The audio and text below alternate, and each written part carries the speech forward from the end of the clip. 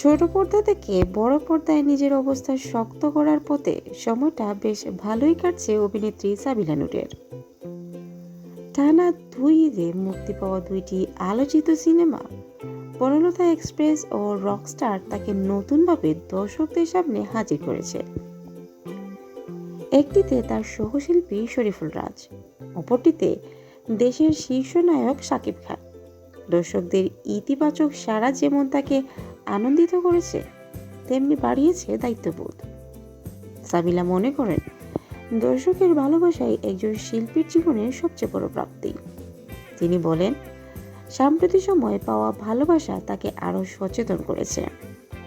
দর্শকদের প্রত্যাশা পূরণ করতে হলে আগের চেয়েও আরো বেশি পরিশ্রম করতে হবে বলে জানিয়েছেন তিনি। এই যাত্রায় পরিবারের সমর্থনকে সবচেয়ে বড় শক্তি হিসেবে দেখছেন অভিনেত্রী। ব্যস্ততা, চাপ কিংবা নানা চ্যালেঞ্জের মাধ্যমেও পরিবারের মানুষের পাশে পাওয়াটা তাকে মানসিকভাবে শক্তি যোগায়।